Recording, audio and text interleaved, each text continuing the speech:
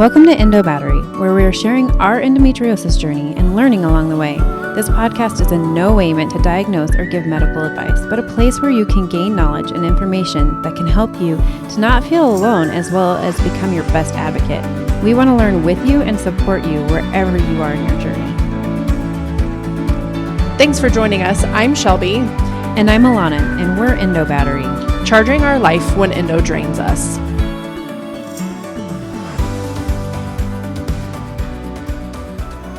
Welcome, Endo Warriors. Thanks for joining us today on Endo Battery. Today we have the pleasure of our first international podcast recording with Alex down in Australia. She is an invisible illness advocate for the invisible iconic.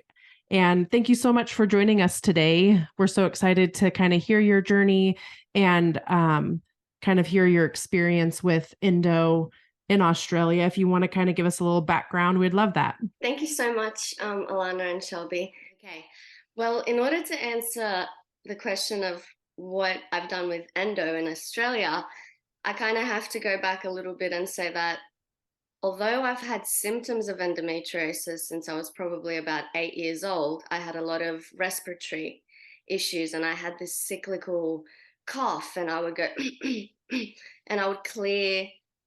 I'd always have difficulties and they thought maybe it's asthma. They didn't think that until I came to Australia. So my mum remarried an Australian gentleman and we moved over to Australia when I was about 10 years old.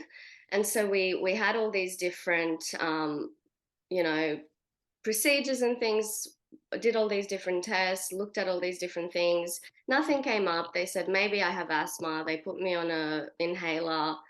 But I didn't really have that many health issues, except for, yes, some painful periods. I passed out in the bathroom the very first time I got my period at 13. Wow. So, there were things that weren't right, but I didn't know that they weren't right at the time. I just thought that it was normal, specifically because my aunt, she would be doubled over in pain every time she got a period. She would make hot water bottles. So I just thought that that was part of being a woman.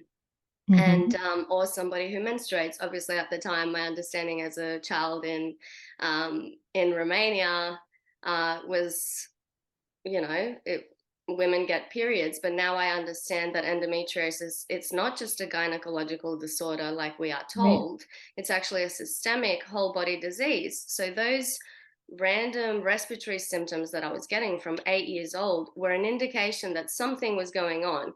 At 14, they told me that I had an imbalance in my adrenal glands, but then there was never really any further. I had migraines.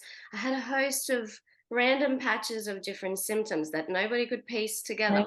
Right. But at the same time, I was always very high functioning and I'd come home after school and be completely exhausted and, burnt out and not be able to function as well as I was at school. But at school, I would always put on a good act. So I didn't think I had any issues. And I was on the pill, the oral contraceptive pill from about 15 years old until 21 years old when a neurologist asked me to come off the pill because I was having transient ischemic attacks. So there were suspected mini strokes.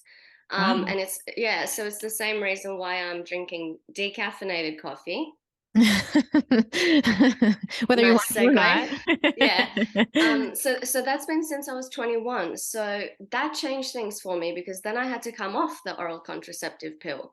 And I experienced, when I was on the oral contraceptive pill, that's when my migraines and everything, it was, left-sided tingling. I would be drooling. I couldn't speak. It was the whole gamut. It was literally a mini stroke. I had imaging. I ended up seeing an endocrinologist as well. Between 21 and 26, again, I would always get sick. But it was always like, have I got the flu? Like, what's going on? Is it a cold? I always would feel run down. There was something going on. Then they said polycystic ovaries, just a host of patches of different things. And they definitely trialed me on the gamut of first and second line tier treatments. So I had the oral contraceptive pill. I had the implanon rod inserted into my arm. Now that made me have breakthrough bleeding for a whole year. Wow. Yeah, so everything I've ever been given out of the first and second line tier treatments, which, it's the same in the United States, it's the Right. same all over the place. Some places are a little bit different. Some places in their endometriosis guidelines might recommend 3 months of non-steroidal anti-inflammatories, Right. or 3 months of whatever, like depending on each country and what lucrative business deals they have going on with different entities. Exactly. Because, in some countries they're pushing imaging more, in other countries they're pushing the brand new miracle drug, which is just a repurposed, cancer drug essentially. Exactly. Yeah. Yep. So there's a lot there to talk about, but essentially I had a bunch of health issues. We didn't know what was going on. I had pleural effusions in my lungs, things would come up and there'd be no answers for anything. And it's like, well, there's no dot joining. So you're fine. You look fine. You're putting on makeup and presenting in my office. You're just, maybe stress less. Yeah. Which I deep breaths. Yeah. Yeah, and of course, especially as like a high achiever and going to university, I was working 3 jobs. There's a lot going on, so I just Right. took that as scripture, and I was like, okay, doctors know what they're talking about. The end.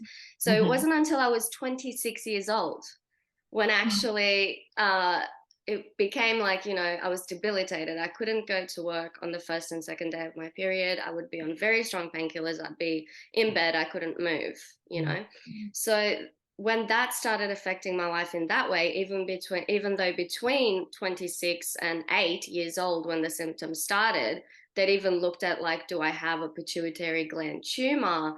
I had all these random symptoms like galactorrhea.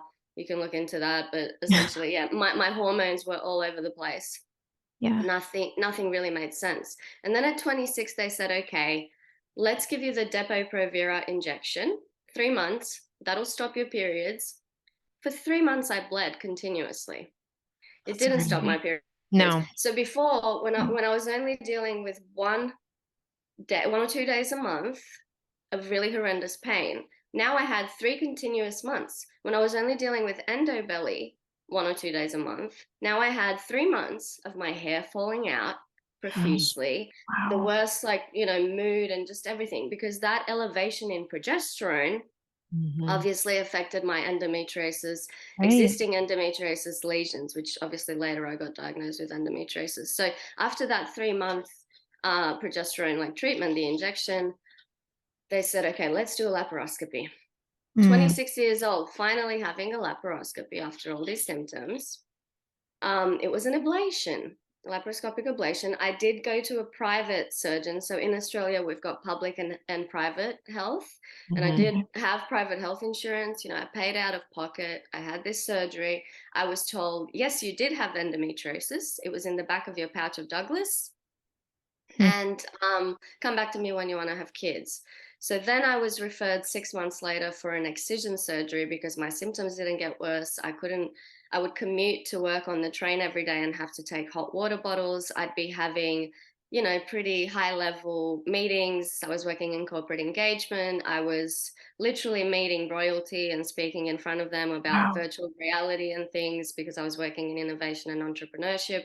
So even though a lot of what I've done is communications, I've done, I was a radio producer for a national broadcaster. I used to work for the Australian Human Rights Commission at some point. So bits and pieces of different patches of experience, but I didn't become debilitated and unable to do my job until after the ablation, until after I needed daily opioids to function, until it was just heat and opioids, and that was it. And then they had me on 900 milligrams of neuropathic pain medication, even though my diagnosis at the time, they knew I had endometriosis, but even after my excision, where they found extrapelvic endometriosis, where the surgeon was surprised, not only obviously only 6 months earlier I had a surgery in the same spot, but they found it again in my pouch of Douglas. They found it, he was surprised to find it on my ureter, so the back of, right under my kidney, the little tube that connects kidney to the bladder.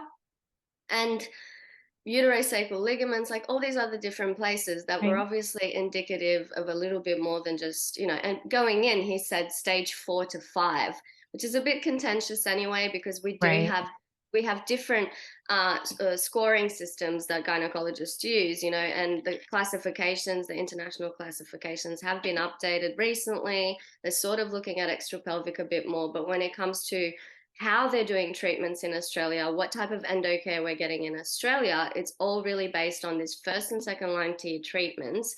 Our Australian endometriosis guideline is based on the NICE guideline in the UK. And frankly speaking, it's not good enough, because when you look at the NICE guideline, some of their studies they're basing on, they only have 88 participants. Some of them have 16.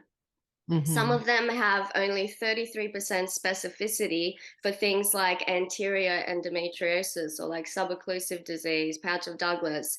If you spend time, now unfortunately, not only this disease, but the treatments, I've had 3 surgeries here in Australia, 2 of which were meant to be excisions with the top surgeons. I had to fly to Switzerland in order to get permission to have my 3rd surgery, because I was the 2nd surgery of its type in Australia, and my surgeon at the time, who was the only surgeon in Australia trained in neuropelviology, which is the nerves in the pelvis. So he was the only one properly trained to remove the disease from my sciatic nerve, obturator, like all these places that they thought I had it based on my symptoms, because between the first surgery and the Depo-Provera and all that, when it was just mainly period pain, pelvic pain, between that and then going through the gamut of first and second line treatments, which obviously for me exacerbated things, all of them, I was put after my first excision surgery. And mind you, this is with somebody who's like, I can't recall if it was medical director or on the board or something, but something to do with our national organization for endometriosis. These are the top people. These are people that there's nobody else to go to in Australia. I can't pay any more money to have better treatment. I've done the best that I could. And obviously I went from working full time to having to apply for a temporary incapacity with my superannuation, which is like a 401k / insurance component of the permanent position that I had at a university. So I was lucky and grateful to have that, but I did have to fight for 7 months to get that. Initially, they said no, because after 7 months, they said, well, we can't prove you didn't have endometriosis prior to your claim. To which I responded a 5-page letter explaining how the National Action Plan for Endometriosis at the time in 2018 had only just been announced. It had only just been announced by the health minister that they're only just going to start teaching not even gynecologists, but general practitioners, primary care providers about this disease. I went through and outlined exactly not only how the process itself over that 7 months incapacitated me further. I was begging them to just say no to me so that I could go and apply for disability, because I was living on my savings. I'd already gone through my annual leave, sick leave, and this is a pretty cushy job, mind you. And I got paid out for leaving my position early, and I used all that money for my endometriosis care and my endometriosis treatments. So somebody like me who speaks multiple languages, has a couple of degrees, like, you know what I mean? To go from that to then being told, well, we got it all. You've had excision already. Everything must be in your head, and it must be childhood trauma. So I honestly went through a gamut of things that have led me to start going. I had 4 years of just being in the trenches with the disease and internalizing it all and thinking it's my fault. My disease is so complex, blah, blah, blah. It's all me, because I was internalizing everything I was being told by every single specialist that I was seeing, who genuinely had no clue about the presentations of my disease. And the one that did have any clue, after 5 hours worth of cutting out what he called black disease and black spider webs, he didn't send anything to pathology. And I can't get my surgical video. So obviously I know I've really gone through the roller coaster that has been the last 5 years, especially, but obviously we need to understand that before we can go, what are you doing now? So all of that happened. And then gradually I started seeing in Australia that the people that were meant to be the best were pushing things like peppermint tea for bowel symptoms when people are having bowel obstructions, and ending up with colostomy bags if they do end up having surgery in Right. Australia multiple times, especially. There's a lot that was going on. So I started volunteering with a not-for-profit called Extra Pelvic Not Rare. I was on the board of Extra Pelvic Not Rare as an advisor in communications and relations last year. And within that time, I was able to understand behind the scenes, a lot more what was going on within both, surgical centers, the pharmaceutical industry, research, guidelines about endometriosis, symptoms, the gamut of things that make up this disease. Because as Eileen Holoka, who's actually written a PhD dissertation on endometriosis and social media, she talks about how we have these messy networks of endometriosis, and it's not just the disease, because you can have endometriosis and be like, have no problems, and it's just when I say no problems, I mean it primarily affects your fertility, and you may not even have any pain, you may not need to take anything else, you only find out about it accidentally when you attempt IVF or things like that. It's called right? the invisible, Dr. The Vidali, great, the yeah, invisible infertility or something, yeah. invisible endo. And it's interesting because I think a lot of people don't realize it's because it's asymptomatic for them Correct. in a lot of ways. They don't realize they even have it and sometimes they don't even realize it until maybe they've had a kid and things are different or whatever. Everything's changed. I feel like we've seen that before where people are like, I had no idea until the second time I tried to, like, Shelby, I didn't know I had it, even though there were symptoms, but they didn't align with the gynecological symptoms, the what would present as a normal endo symptom.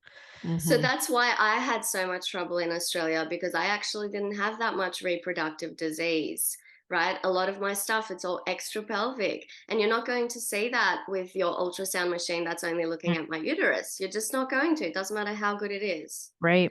So, different people have different symptoms with this disease. And depending on how capable they are to explain their symptoms, depending on how educated the professional that they're seeing is about the disease, and whether they're viewing it primarily as a gynecological entity, which we know it's been found in men, it's been found in dogs, it's been found in fetuses. We're not only dealing with our ovaries and uterus. So I started, the advocacy work in terms of just volunteering. And then, I was approached by Sylvia Young from FemTruth to write in Good Girl Bad Period about both Australia and my home country, Romania's standards of care. Now, it's very brief little passages, but essentially I analysed and criticised both Australia and Romania's standards of care over the last 50 years. It's, very little analysis, but essentially it shows how, when medications came on the market, how we went from, it's not only about endometriosis, but it's about misogyny, especially within the health system specifically. And it's really interesting to compare the two countries, because you have a first world country and, a poorer country. And it blows my mind that I'm now considering surgery in my home country of Romania. And I wish I went with that option first when I first saw the surgeon and when I had a deep infiltrating endometriosis MRI with them. But at the time, they had only seen 3 cases of sciatic endometriosis and they hadn't operated on any of them.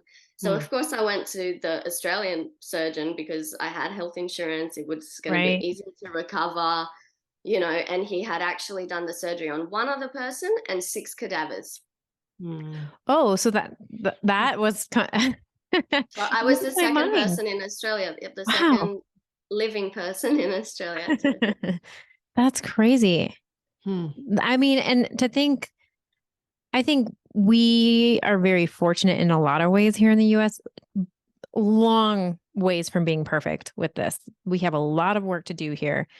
But when you put it in that perspective of the top surgeon only doing that operation on 2 living beings, that is mind blowing. And why do you think that is? Like, why is there such a discrepancy between Australia and even smaller countries? Okay. So what I will say is that from my own understanding and my own experiences, and obviously I have to speak from my personal point of view, and I can't put words into anybody's mouth, even people and centers and whatever that I Right. may have been affiliated with in different ways. But my understanding is that in Australia, for example, our highest training level that you can have is AGES, Australian Gynecological Endoscopic Society, level 6 training. Now, when you're a level 6 surgeon, you're an advanced laparoscopic surgeon, and definitely you can remove cancers, fibroids, advanced tumors, all sorts of things that are really quite complex. You can perform hysterectomies. Obviously, you can, be an obstetrician and all that, because most of the time they're an obstetrician and gynecologist, which is your problem to begin with, because the majority of them have learned about endometriosis, 20 years ago. Even the stuff they were learning even 10 years ago is still primarily around the very flawed theory of retrograde menstruation. Yep. Samson's theory of retrograde menstruation, which just says it's just your period flowing back into your fallopian tubes, etc. But even Samson himself, he gets such a bad rap because actually he debunked his own theory by saying, okay, but it doesn't explain extra pelvic involvement. At the time, he didn't necessarily say about it doesn't, we can add to that, it doesn't explain it in men, at least 27 cases in literature that we know about. Now, people go, I've had people, especially this month during Endometriosis Awareness Month, be very angry at me, conflate science and biology with ideology and, the very, very controversial trans movement and everything, when it's like, well, I worked in human rights, so you can probably understand where I stand on the topic, but it's irrelevant in this conversation when it has been found in men, when it's been found in our lungs in the absence of pelvic disease, when it's been found in fetuses, hamsters, dogs, blah, blah, blah, in animals that do not menstruate. Right. That doesn't make sense. Yet, all of our studies and all of our first and second line treatments are based on retrograde menstruation. Not only that, they're using mice. Now, mice do not have endometriosis naturally. They're implanting native endometrium, the lining of the uterus, elsewhere in the mice, calling it some sort of Frankenstein endometriosis, and then going, the hormones helped with that Frankenstein endometriosis uteral lining that we implanted. Therefore, this is the brand new thing. If this brand new thing doesn't work for you, then you're going to, in Australia, end up on a gamut of all these other drugs, even though even in our guidelines it specifies anti-neuropathic pain medications does nothing for endometriosis pain specifically. But still, we have, neuropathic pain medications that are the highest selling and the most overprescribed in the country. And we already know from studies they decrease your gray matter and all sorts of things. So in answer to your question, there's influences and vested interests, because even though our guidelines say Chinese medicine can even be harmful, and it's definitely not necessarily something that's used specifically for endometriosis, it may help some of your symptoms. Go for it. If acupuncture helps your pain, good. It's not going to do anything for your lung collapses. It's not going to get rid of the endometriosis in your ureter, where a friend of mine she's originally from Switzerland but lives in Australia, I interviewed her on the 3rd episode of my podcast, Invisible Iconic, Eat, Pray, Exercise. She had a 7-hour surgery in Romania after 5 surgeries in both Switzerland and Australia. 3 of them were with experts in Australia. The doctor in Romania found a bunch of endometriosis, obviously, if it warranted a 7-hour surgery, but her ureter was reimplanted, a nerve was reconstructed. She was told that she was 5 years away from silent kidney death. In Australia, she was fine. They'd already removed it. It was just probably in her head by now. She's a yoga instructor. She's back to doing handstands 6 weeks after expert excision, multidisciplinary expert excision. Yeah. And that's the key too, because if they don't have a multidisciplinary approach, when you get in there, you're not going to, the doctor, because you can't do imagery on all of that. If you don't have people on the team that can take an approach, a well-rounded approach to include bowels, kidneys, ureters, you aren't getting the best care that you can. And I think that is one of the biggest misconceptions, is that this one doctor can do it himself. No, it takes multiple specialties to get that done. Mm-hmm. And especially if you have extra pelvic, Mm-hmm. And on top of that, I didn't address the cost factor, which is that surgeons have to train themselves. Now, I don't know if it's the case in Australia, but I know in the States, like they get paid the same, whether they're doing ablation or excision. Yep. So they don't have an incentive. So we can't put it all on the doctors. It's our training bodies. And it's like, okay, well, someone said to me the other day, it's just hard because the money and blah, blah, blah. Okay. But if we look at the NACE guideline, they outline something called the economic model, the de novo model, and they really, it blows my mind. I said this on another podcast the other day. It absolutely blows my mind. In black and white, it literally says the first and second line treatments, delay in diagnosis is costly, but also lucrative. I'm really paraphrasing here. I said it much better on the Endo Worldwide podcast. But essentially, it was like, even though it costs a lot of money and delay in diagnosis, and even though it's going to cost you a lot of money to get excision at the end or have a laparoscopy at the end, after all these years of being on all these treatments, it's just, it's just... Right. I wish I should have had it right in front of me so I could not just paraphrase, but the de novo economic model in the NACE guidelines, it just spells it out. It spells it out really directly that there, yes, it all has to do with money, but maybe if you divert some of the funding that's going into doing the same old studies, the same old, like Heather Goudin, surgical program director from the CEC, talks about how a lot of this research is really redundant. It's the same studies being repeated over and over again. We have class action lawsuits. We have Supreme Court hearings about some of these drugs, which have led to death, which have led to, in my case, according to the hypothesis of an immunologist and a genetic counselor, that it's very likely that a lot of these treatments, specifically the gonadotropin hormone releasing antagonist that I was put on that ruined my life, contributed to the the autoimmune dysfunction that I'm currently experiencing. So, in the last 2 years, they've told me there's these things called anti-nuclear antibodies, and essentially these antibodies attack the nucleus of every cell, and if your reading is over 1 to 100, so if it's over 100, it's autoimmune. Mine was 1 to 2,560. Oh my man! And they don't have answers, and so I'm doing genetic testing right now to find out: is it a genetic autoimmune disease? Is it genetic cancers? Is it something crazy like that, or this 5-year road of saying, no, Zoladex did something to me, everything is worse. I actually didn't have that, even though I had sporadic sciatic symptoms, sporadic thoracic symptoms from when I was like 8 years old. I didn't know that I had any of these things, and it wasn't exacerbated to the point that I'm in a wheelchair, not being able to go to the toilet, walking stick, blah, blah, blah. Now, obviously, my mobility and things have changed differently throughout, and after each surgery. And I must say that I did have some relief after my third surgery, the one where he didn't send anything to pathology. He still did something to that black disease for 5 hours, and I was able to gain some of my mobility in my leg. But there's a host of other new things going on anyway since then. And he didn't address bowel, he didn't address all these different things, and specifically the sciatic disease that's still remaining because they've seen it on the deep infiltrating endometriosis MRI from Romania 2 months after surgery. Wow. That's crazy.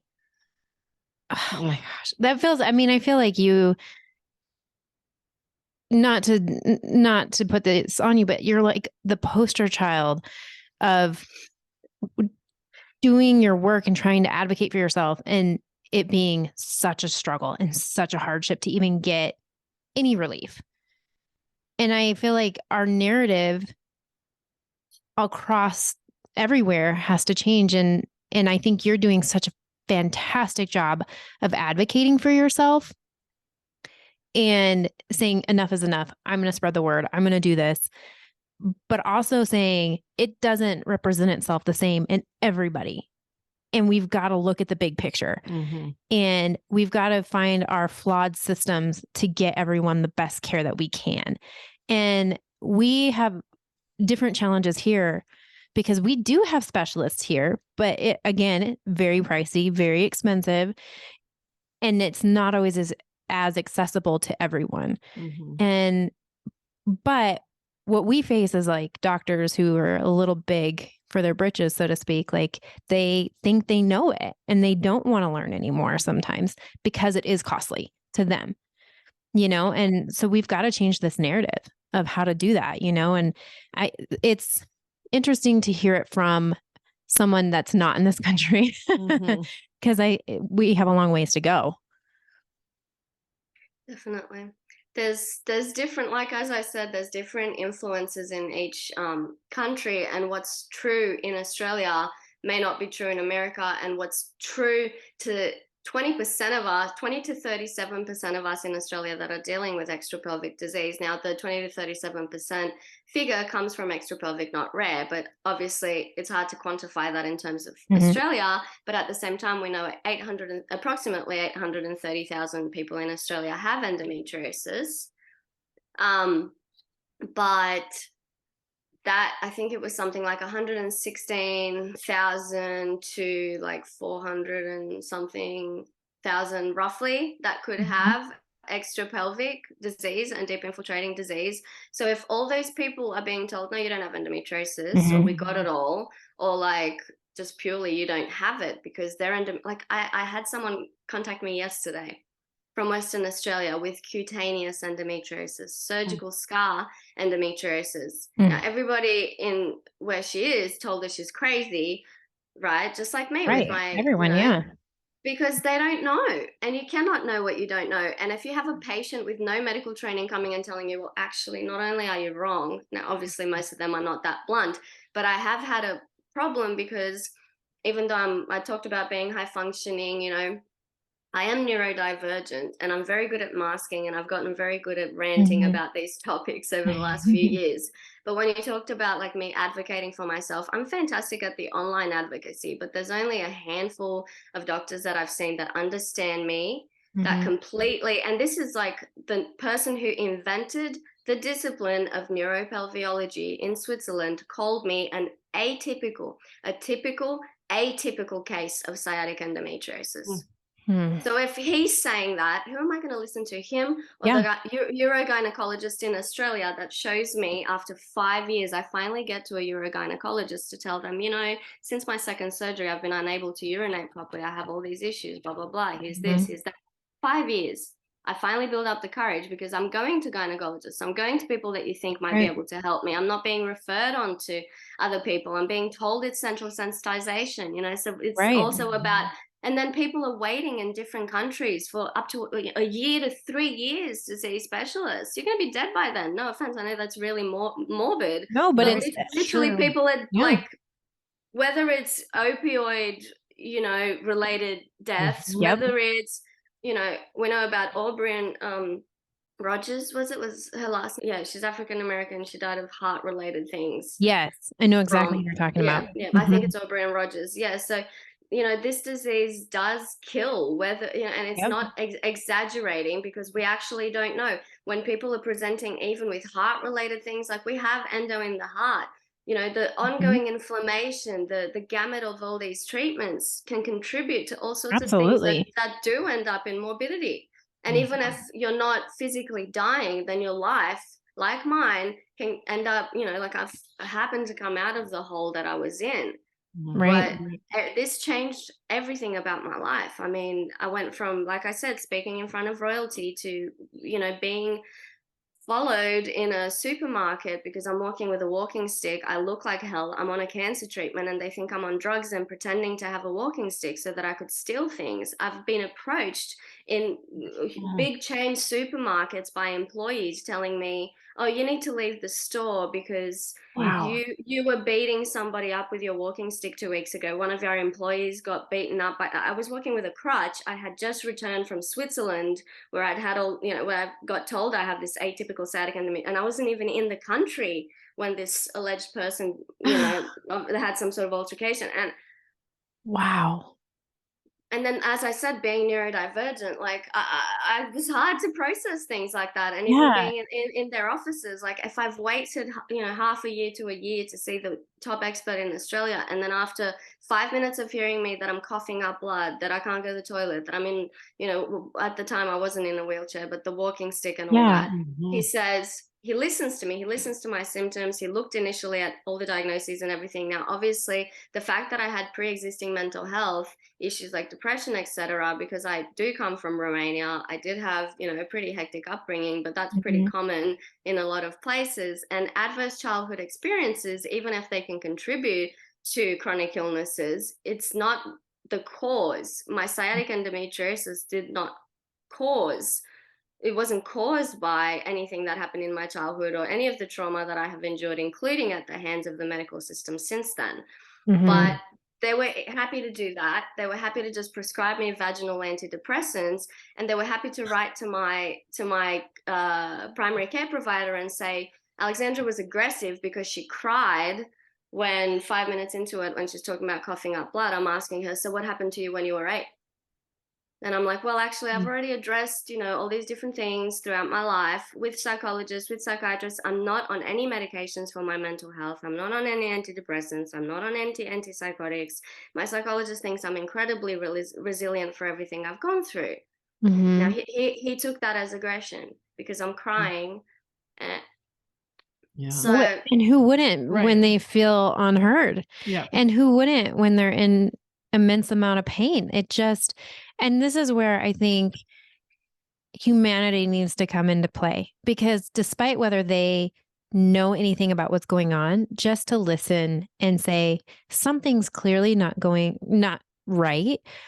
I don't know if I can help you, but let's figure this out. And that is like something that we really struggle with even here. And I feel like we are,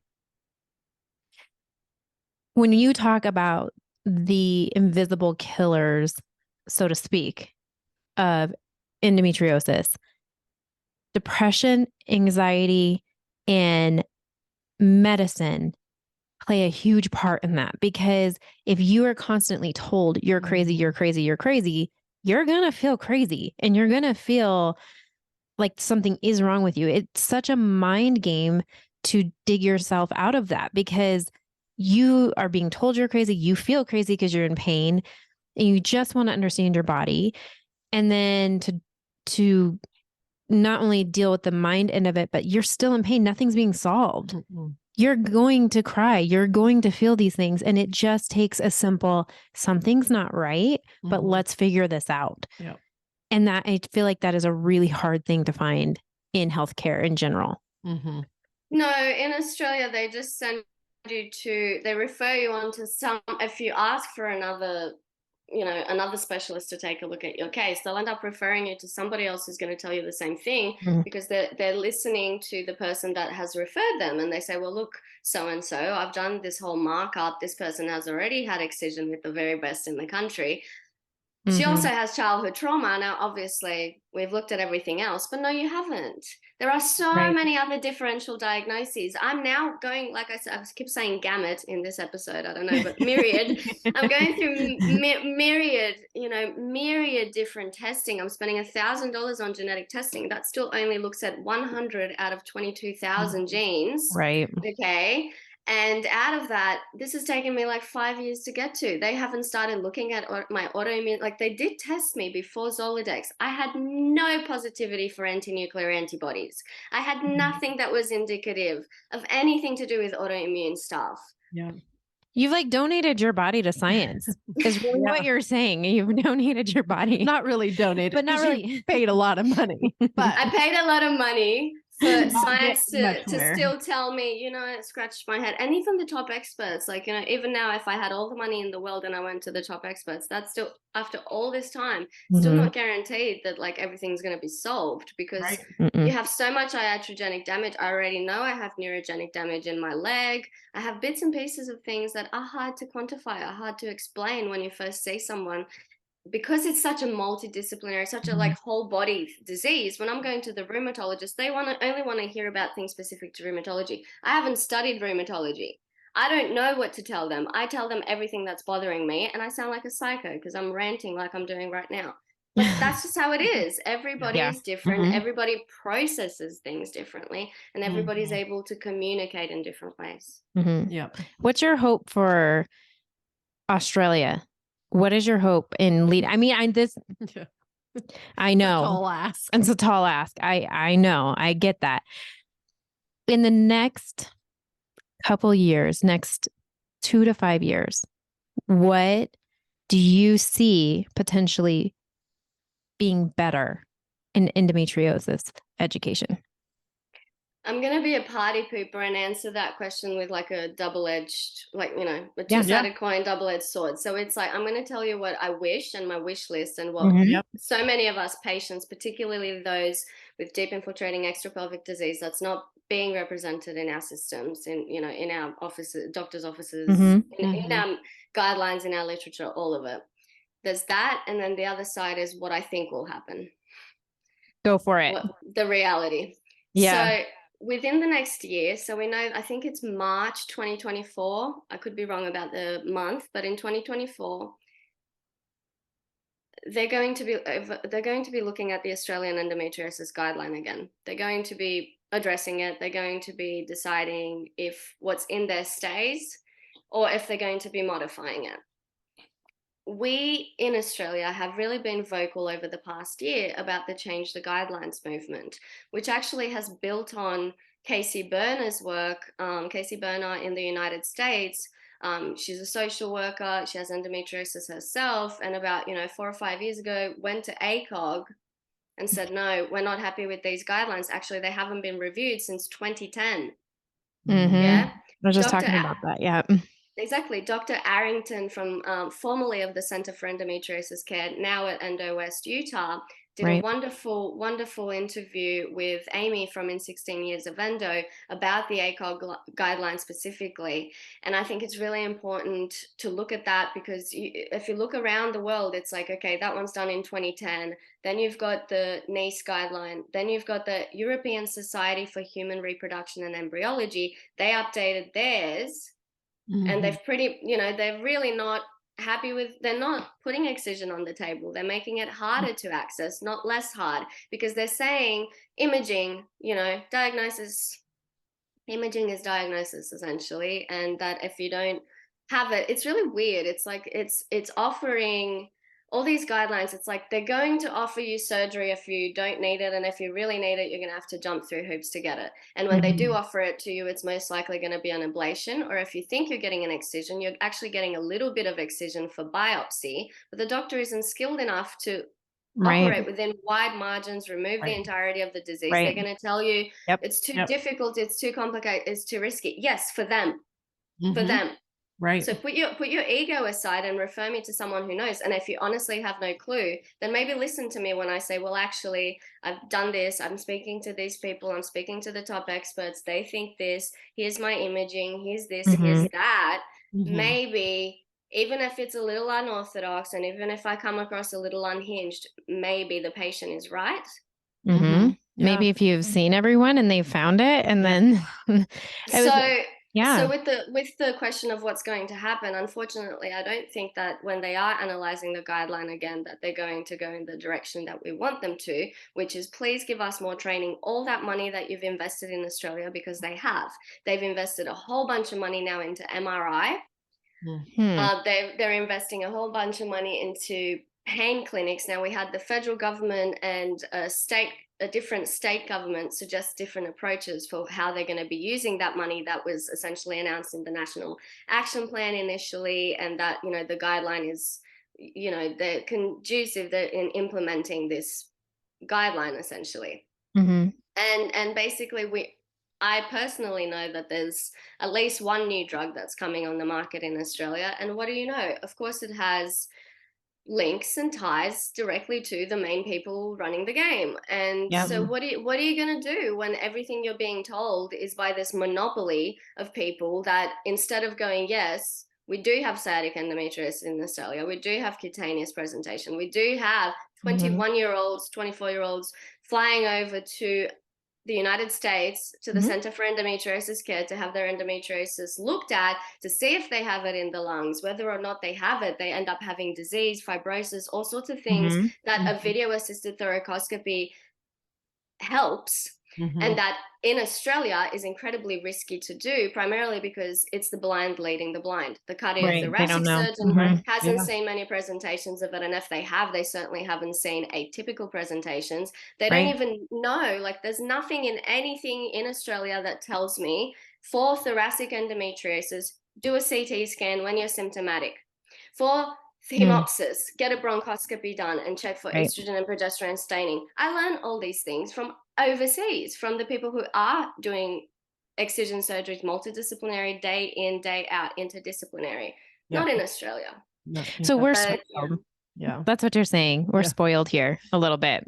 You didn't. it's the financial part of it cannot be disputed. There are people who know where they need to go, but are never going to get there. No. Yeah. I'm in the same boat. I need to fly to the CEC to have my chest looked at, but instead I'm saving money for the more, accessible things for me, which are still international. So I might be going to India and I might be going to Romania, depending on my surgical result, my genetic testing results. If I find out I have vascular Ehlers-Danlos syndrome, they're suspecting bits and pieces of different things.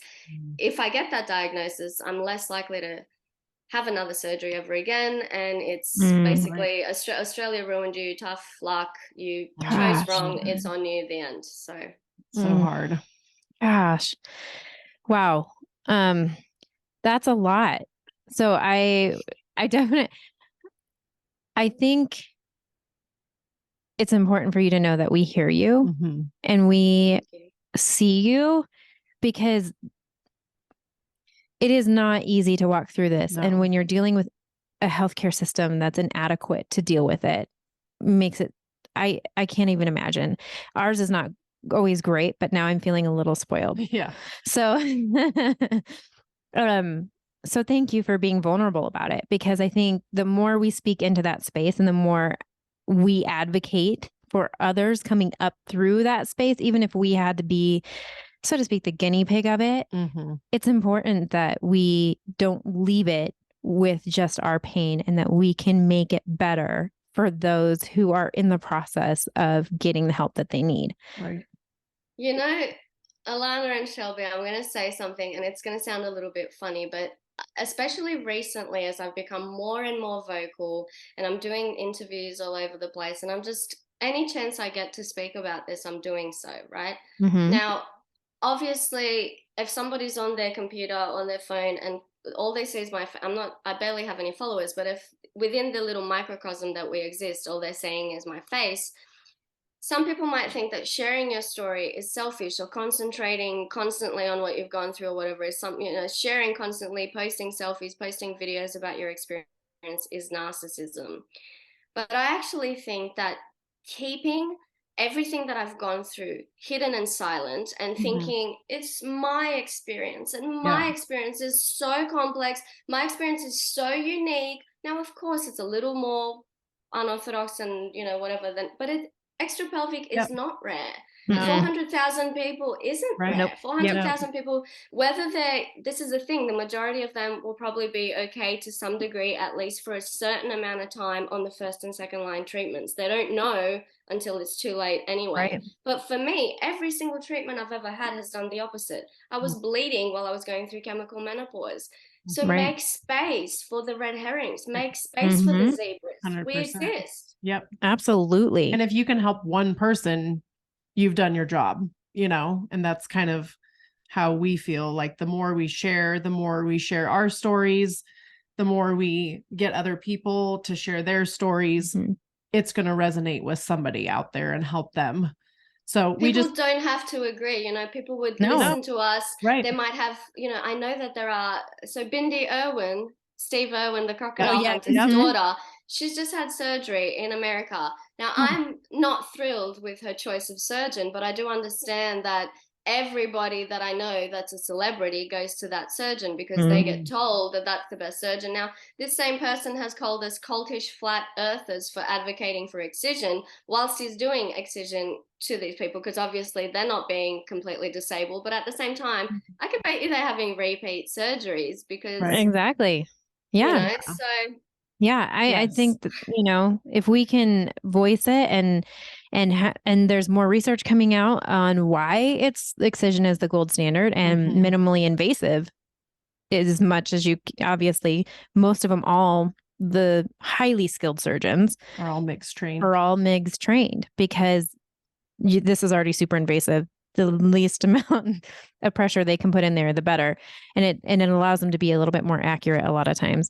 So that's going to be key. And so what you're saying will resonate because you are not the only one that has gone through this. No. And it's just now, I think, getting to the forefront of speaking out into this space and saying, we're all in this together, but we need change and we want it to happen for future generations. And like tomorrow would be better, but we're not slowly but surely we'll get there. Yeah. So what really frustrates me, sorry to interrupt, what really frustrates me is that the funding is there. It's just going to the wrong things. Yeah. They've just reassessed the outcome, the National Action Plan and things like that. They've just done a new report that's sort of looking at everything they said they're going to do. And instead of going, well, at least 8,000 people have signed a petition. It's not a lot, but 8,000 people have signed a petition to say, no, we're not happy with the guideline. More people are signing. The more and more we're being vocal about it. And then instead of saying, yes, it costs money, but let's put some of this money to training just one other excision expert in Australia that's being trained with people from overseas. No, we're looking at yoga. We're looking at how yoga affects our disease. We're looking at palliative care. That's what it is. It's palliative. It's helping you with your symptoms, but it's doing nothing for your disease. Right. Yeah. Yes. And that's, we need those to help get us by, but they will not solve the problem. No. So that's key. Everything should be on the table. Everything should be on the table and the patient gets to choose. Yep. With informed consent. Absolutely. Yep. Absolutely. Well, Alex, thank you so much. Thank you so much for telling us your story, for being vulnerable, for speaking in to the space and advocating for those in your country and everyone. Yep. So, and thank you for being vocal and doing the research and putting yourself out there. We need more of you. So thank you so much. Thank you both. It was an absolute pleasure. Yes, thank you.